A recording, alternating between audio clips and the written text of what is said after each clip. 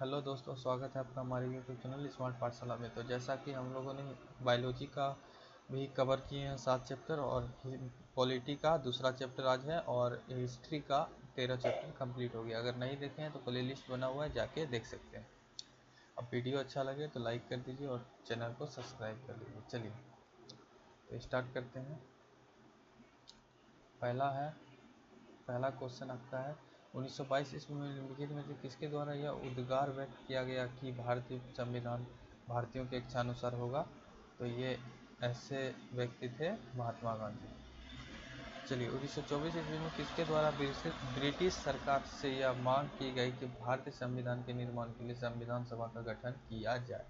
तो ये थे मोतीलाल नेहरू। कौन थे? Motilal Nehru. Motilal Nehru,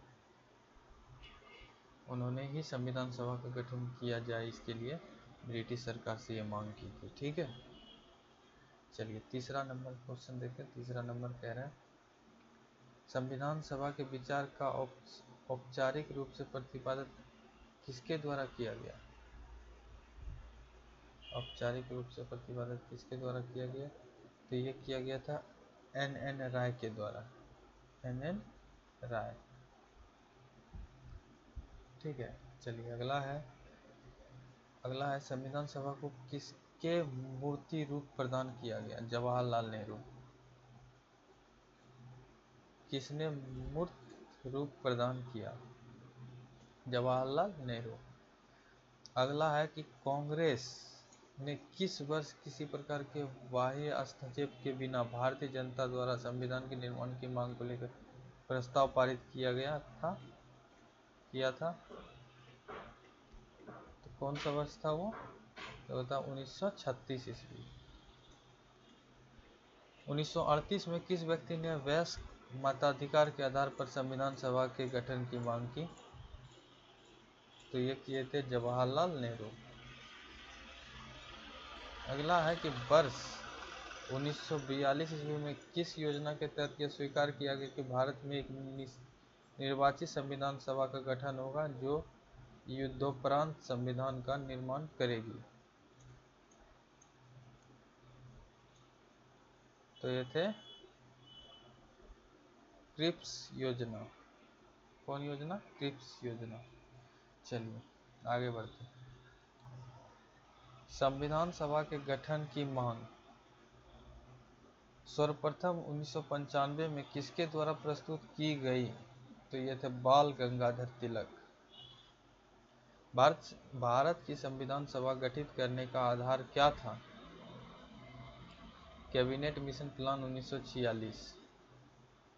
cabinet mission plan 1946। अगला है कि संविधान सभा का निर्माण किस योजना के तहत किया गया था? संविधान सभा का निर्माण किस योजना के तहत किया गया था? कैबिनेट मिशन योजना के तहत। कौन योजना के तहत? कैबिनेट मिशन योजना के तहत। सन 1936 में भारतीय राष्ट्रीय कांग्रेस द्वारा संविधान सभा के गठन की मांग कहां पर हुई? अधिवेशन में रखी गई। मुंबई। नहीं, सॉरी, फैजपुर था। मुंबई बोल दी। फैजपुर। कहाँ था? फैजपुर। अगला कैबिनेट मिशन योजना के अनुसार संविधान सभा के कुल कितने सदस्य होते थे? 389।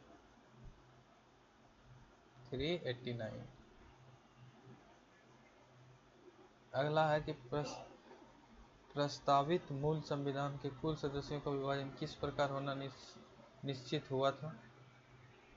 किस प्रकार होना निश्चित हुआ था? उपयुक्त सभी ब्रिटिश प्रांतों के 292 प्रतिनिधित्व, देशी रियासतों के 93 प्रतिनिधित्व, मुक्त कमीशनी क्षेत्र के 4 प्रतिनिधित्व। सही है। चलिए 14 नंबर क्वेश्चन देखते हैं। 14 नंबर कह रहा है कि संविधान सभा के विभिन्न पात्रों के लिए 292 सदस्यों का निर्वाचन होना था। इसमें से कांग्रेस के कितने प्रतिनिधि निर्वाचित होकर आए थे? 208। कितना आया था? 208। चलिए आगे बढ़ते हैं। अगला क्वेश्चन है, पुनर्गठन के फलस्वरूप वर्ष 1947 में संविधान सभा के सदस्यों की संख्या कितनी रह गई थी? 299। संविधान सभा पुनर्गठित में देशी रियासतों के लिए कितने प्रतिनिधित्व थे? तो ये प्रतिनिधि 70 थे। कितने थे? 70। 70। चलिए अगला देखते हैं। पुनर्गठित संविधान सभा में विभिन्न पात्रों के लिए कितने प्रतिनिधित्व थे? 229। कैबिनेट मिशन योजना, ये नहीं दिख रहा होगा, दिखेगा भी। कैबिनेट मिशन योजना के अंतर्गत संविधान निर्मात्री परिषद में प्रत्येक प्रांत की आवंटित सदस्य संख्या निर्धारित करने के लिए एक प्रतिनिधि कितनी जनसंख्या के अनुपात में था? तो 12 लाख व्यक्ति थे। नहीं, सॉरी 10 लाख व्यक्ति, मिस्टेक हो गया, 10 लाख व्यक्ति। संविधान सभा के सदस्यों को निम्न में से किसने प्रत्यक्ष रूप से निर्वाचित किया?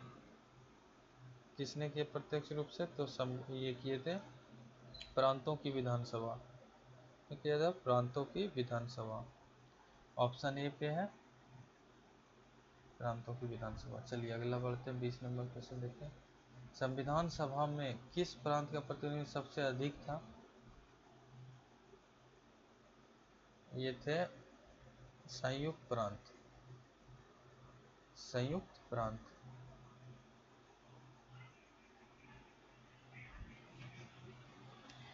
संविधान सभा में किस देशी रियासतों के प्रतिनिधि ने मांग नहीं लिया था? मांग नहीं लिया था, तो ये थे हैदराबाद। हैदराबाद ने मांग नहीं लिया था। B.R. अम्बेडकर का संविधान सभा में निर्वाचन हुआ था? पश्चिम बंगाल से। चलिए अगला देखते हैं। अगला है, मुस्लिम लीग ने किस कारण संविधान सभा का बहिष्कार किया?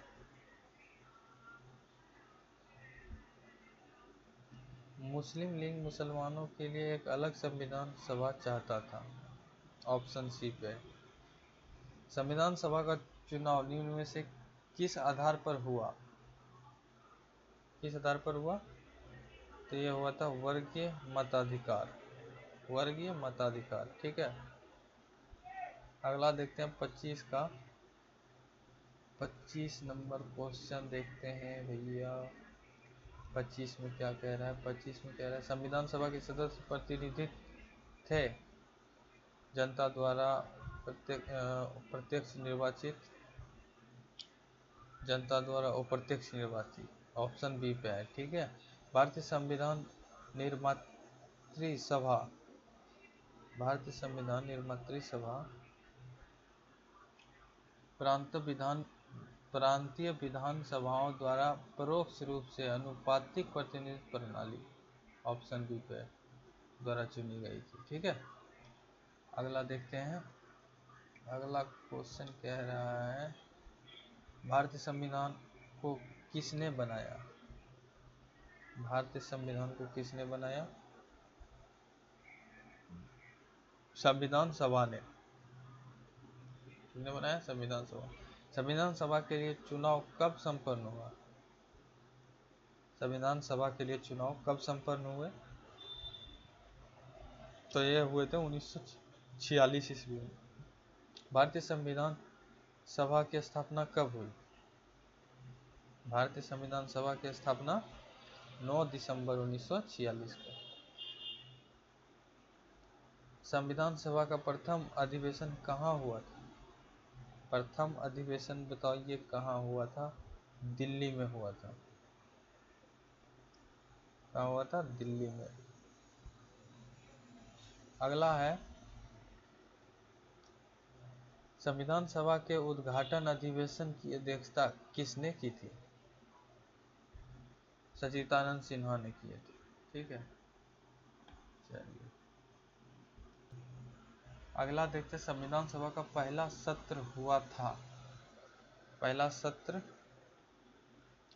हुआ था।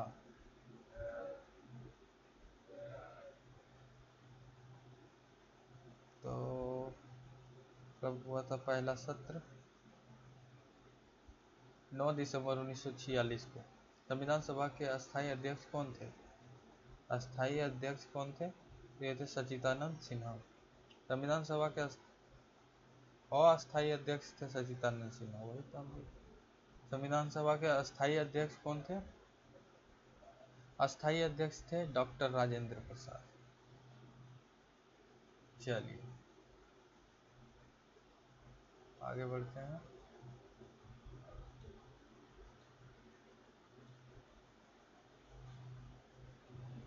अगला है,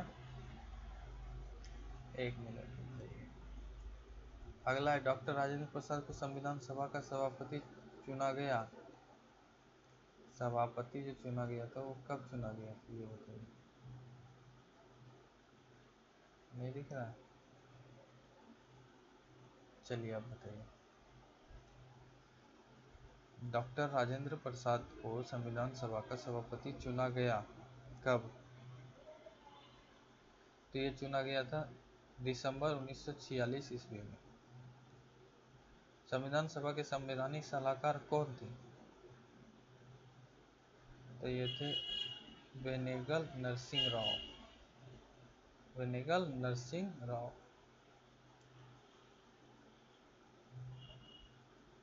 अगला देखते हैं। अगला कह रहा है,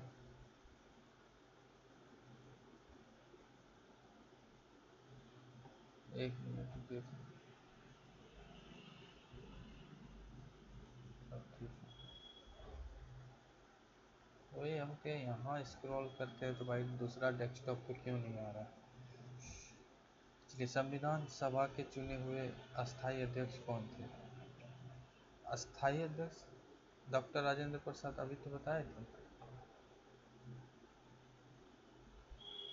निम्नलिखित में से कौन संविधान सभा का सदस्य नहीं था? ऐसा कौन था जो संविधान सभा का एच वेग थे? एच वेग जो है नहीं थे। देखिए, संविधान के विभिन्न पहलुओं के अध्यक्ष हेतु संविधान सभा ने कितनी समितियां नियुक्त की थी? तो कितना समिति थी? 13। चलिए अगला है, देखिए अगला है कि संविधान सभा के प्रारूप संविदा समिति की नियुक्ति कब की गई? संविदा समिति की नियुक्ति कब की गई? तो ये किए गए थे 29 अगस्त 1947 को। भारतीय संविधान सभा के प्रारूप संविदा समिति के अध्यक्ष थे कौन थे? संविदा समिति के अध्यक्ष बताइए कौन थे? डॉक्टर BR अम्बेडकर थे। संविधान सभा के प्रारूप संविदा समिति के सदस्यों की संख्या कितनी थी? तो ये थे 7। चलिए अगला देखते हैं। अगला है कि निम्नलिखित में से कौन भारतीय संविधान की प्रारूप समितियों के सदस्य नहीं थे? कौन नहीं थे?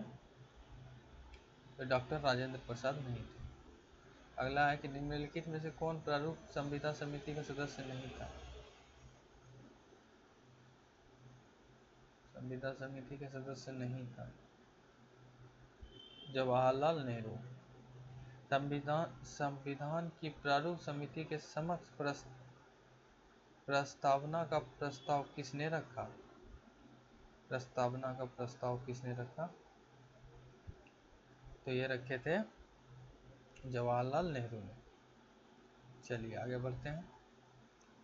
अगला क्वेश्चन देखते हैं। अगला कह रहा है कि 46 नंबर, संविधान सभा के सभी निर्णय किस आधार पर लिए गए?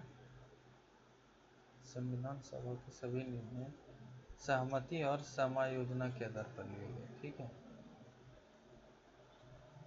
47 नंबर, संविधान सभा के उद्देश्य प्रस्ताव किसने प्रस्तुत किया? तो ये किए थे जवाहरलाल नेहरू ने। भारतीय संविधान सभा की संघ शक्ति समिति के अध्यक्ष कौन थे? तो ये थे पंडित जवाहरलाल नेहरू। चलिए अगला क्वेश्चन देखते हैं। चलिए 49 नंबर देखते हैं। भारतीय संविधान को अपनाया गया। भारतीय संविधान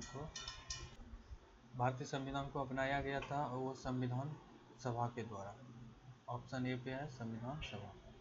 चलिए, भारत को एक संविधान देने का प्रस्ताव संविधान सभा द्वारा पारित किया गया था। तो यह किया गया था 22,000 22 है? क्या है वही तो हम कहे कि है क्या भाई। तो 22 जनवरी 1947 को, ठीक है। चलिए हम कहे 22 लाख 22,000 क्या पढ़े इसको, कंफ्यूज हो गए। संविधान संविधान निर्मात्री सभा के राष्ट्रीय ध्वज संबंधित तदर्थ समिति के अध्यक्ष थे। तदर्थ समिति के अध्यक्ष कौन थे? वो थे डॉक्टर राजेंद्र प्रसाद, ठीक है। चलिए अगला क्वेश्चन देखते हैं। अगला कह रहा है कि भारतीय राष्ट्रीय ध्वज के प्रारूप को किस दिन स्वीकार किया गया? किस दिन स्वीकार किया गया था? तो ये स्वीकार भारतीय राष्ट्रीय ध्वज के रूप में किस दिन स्वीकार किया गया था? तो ये किया गया था 22 जुलाई 1947 को, ठीक है। भारत की संविधान सभा ने किस तिथि को राष्ट्रीय ध्वज को अपनाया? किस तिथि को राष्ट्रीय ध्वज को अपनाया था? तो ये अपनाए थे, 1 मिनट रुके तो 52 का हम देख लेते हैं। 52 का सी, 53 का, ठीक है, 22 जुलाई 1947। चलिए संविधान सभा ने संविधान को अंतिम रूप से किस दिन पारित किया? किस दिन पारित किया था? तो ये किए थे 26 नवंबर 1949। चलिए अगला देखते हैं। 55 नंबर कह रहा है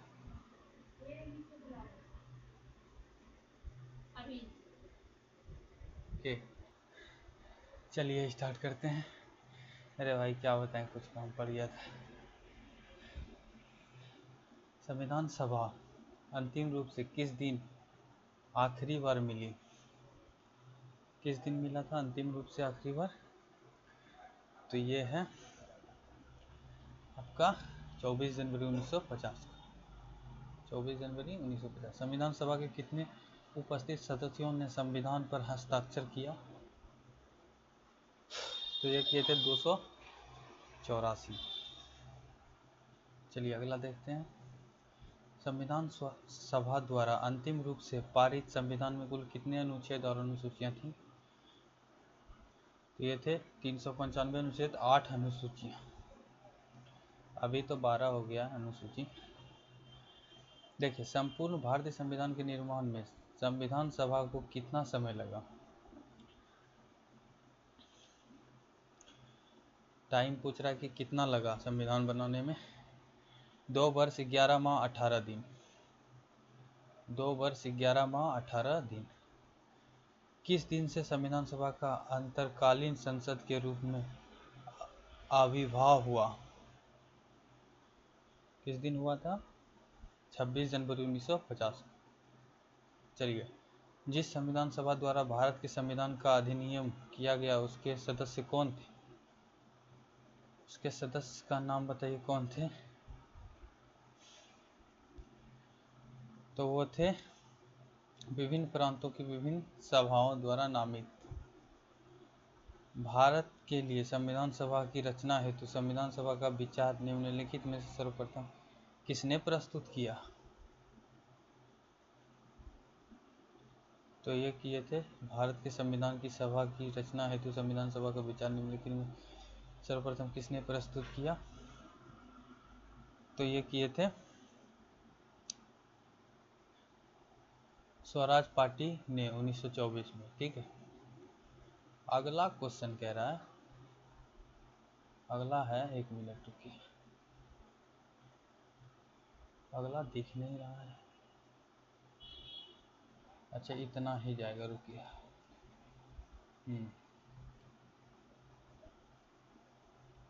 ठीक है अब आपको दिख रहा होगा। तो चलिए क्वेश्चन देखते हैं।